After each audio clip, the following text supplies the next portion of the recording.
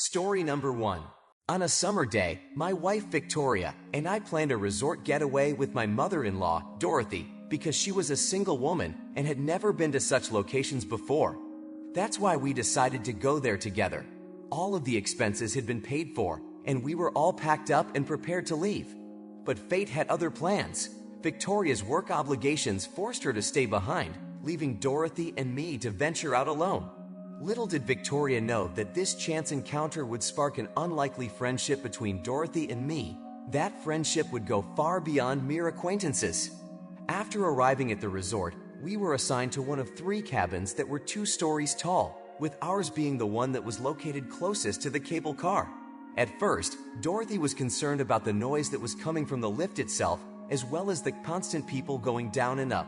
She protested vehemently, but then she realized that the noise was not audible within the lift, and she calmed down. As soon as we walked into the restaurant, she began muttering something under her nose, indicating that she was once again unhappy with something. She lost her cool when a man sat down at our table, and she quickly became angry. She was picking at her food in a hushed manner, and once she had finished, she went straight to her room. As I returned to, my mother-in-law's expression turned querulous. "You see, son-in-law, why he chose to join us?" she asked, her voice laced with suspicion. I shrugged. The restaurant's packed, and our table had the only available seats. It makes sense he'd sit with us. Or maybe, as I teased, he was drawn to your charm. Dorothy's eyes flashed with annoyance. "I knew it," she muttered, her voice low and husky. "What did you expect, Dorothy?" I asked, trying to placate her. "This is a resort, after all," she snapped back. "I know that, but I have a feeling he had an ulterior motive. He's probably looking for someone to, shall we say, scratch an itch." I chuckled. "Of course, everyone's vying for your attention. You're still a stunning woman, if I do say so myself." My attempt at flattery was met with a roll of her eyes, but a hint of a smile played on her lips. As we strolled through the resort, I couldn't help but notice the admiring glances from the single men around us. My mother-in-law, Margaret, exuded a timeless charm that was impossible to ignore. "You're inherently attractive to the single men here," I said with a smile, acknowledging the attention she was receiving. We made our way to the majestic Mount-crested butte the next day, ready to take on the thrilling slopes. As we geared up for a day of adventure, I was pleasantly surprised by Dorothy's skiing skills. "I'm impressed, Dorothy," I said, as she effortlessly glided down the mountain. "I didn't think you'd be such a natural on the slopes." I had the impression that she would simply stroll through the snow and observe from the sidelines. On the other hand, as I got closer to the lift, I was taken aback by what I saw. The 3 of them were having a good time and joking together in the chairlift basket that Dorothy was sitting in. I thought to myself, wow, and then I moved myself to the side so that she wouldn't see me. They were already seated at our table by the time lunchtime arrived, and they were talking about a variety of issues that are commonplace while paying me very little attention. After observing them, I believed that they had been acquainted with one another for a considerable amount of time. They frequently referred to her as Dottie, but eventually they changed her name to Dorothy. Even more affectionately, she referred to them by names.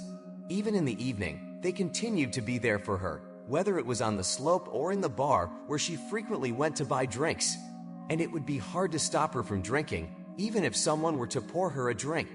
Due to the fact that they had been so intoxicated, the 2 men eventually carried her back to the house and gave her over to me. The first thing I did was accompany her to her bed, and finally I put her to bed. In addition, while I was placing her on the bed, Dorothy wrapped her arms around me and began to love me. She had the impression that I was one of those men. Considering that I was not composed of stone, I responded in kind. This was something that we had wanted to do for a very long time, but we did it right thereon. When Dorothy awoke the following morning in the same bed, she was first distraught and expressed her belief that everything had gone wrong and that it should not have taken place. On the other hand, I simply gave her a peck on the cheek and walked over to her without uttering a single word. It was at that moment that she became aware of the sincerity of our relationship, which, by the way, continued for the entirety of our vacation. As soon as we got back to our house, we came to the conclusion that our relationship was not healthy and decided to temporarily terminate it. However, as soon as we were back in our own space at home, everything returned to normal, and ever since then, we have been the greatest of friends. However, when I first met my future wife, my future mother-in-law did not have a particularly favorable impression of me. Thanks for watching. Story number 2. Hello dear friends, my name is Botha, and I was just 22 years old when this whole incident occurred. Older women were always my preference, as girls my age did not interest me. Yet, as girls my age didn't interest me. Nonetheless, several beautiful young women were eager to date me. Some had serious intentions, while others merely desired intimacy. At one point, I was involved in power sports and had a fantastic physique. One day, Linda, a friend of my mother, paid us a visit.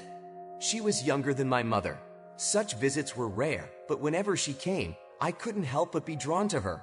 Linda was 40 years old, with brunette hair falling just below her shoulders. She'd stroll around the house in tight, short shorts barely covering her rear. Since my parents were often occupied with their own affairs, I spent the most time with her, and entertaining the guest was perfectly fine by me. Being in her presence was a reward in itself. Her alluring beauty and striking figure attracted many men. They flocked to her like moths to a flame, shamelessly trying to get acquainted in the hopes of luring her to bed. But she would politely inform them that she was already spoken for. During our time at the cafe, I stepped away briefly, and an inebriated man with a crude grin approached her. Upon my return, I tried to convey to him that she was occupied, but he didn't seem to understand. I had to firmly address the situation. Afterward, whenever she's had a drink, she fondly recalls the incident, expressing her appreciation for me, saying, "You're my favorite person." Though married, her relationship with her husband is strained, and she confides in me alone. She often remarks that she finds it easier to be herself around me. "You're a trustworthy individual who comprehends me, and you provide me solace." We frequently sat at the table, sipping fine wine, and engaged in open discussions about life, relationships, and the complexities of gender. I've never explicitly expressed my romantic interest in her, but this time I couldn't hold back. It was lunchtime, and I was due to return home soon. I hinted to her that I hadn't been romantically involved with anyone for a considerable period. Longing for a mature, alluring, and knowledgeable woman's companionship, I expressed my desires. She empathized, confessing her own preference for a fit and youthful partner.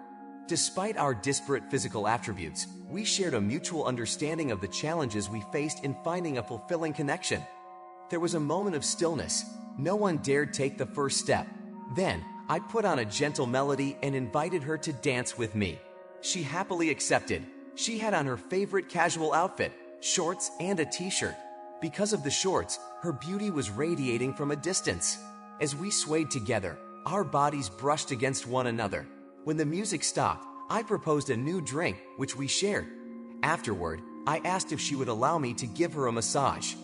While she considered my offer, I suddenly pulled her into my embrace. Surprised, she cried out, clutching my neck and snuggling close. I could feel her warm, soft breath. The sensation was almost more than I could bear. After savoring the moment, I led her towards the bedroom. She clung to me tighter, smiling mysteriously and whispering with a slight tremor in her voice. A long time ago, anyone had carried me in their arms. Coming into the bedroom, I set her on the floor and suggested she lie down. I knew how to give a relaxing massage, so when she asked me to sit at her feet, I eagerly complied. As soon as I sat down, she sensed my thoughts and turned to face me, her eyes meeting mine. She smiled, but remained silent. After a few moments, she requested me, and I was overjoyed to fulfill her wish. Overwhelmed by the moment, I began to make my dreams a reality. She let out a surprised shriek, but the smile on her lips told me she was delighted. It was an exhilarating experience, one I'll never forget. When it was over, she fell asleep with a contented smile. She woke up just before her parents arrived, quickly cleaned herself up, and came to me. She said it was enjoyable, but it would be the first and only time, and that I should not mention it to my parents. As I looked at her happy face, I knew there would be more to come. Did you like this story? Let us know in the comments what you liked. Subscribe to our Cheat Stories channel. Also, don't forget to like and ring the bell so you don't miss more interesting stories. See you soon.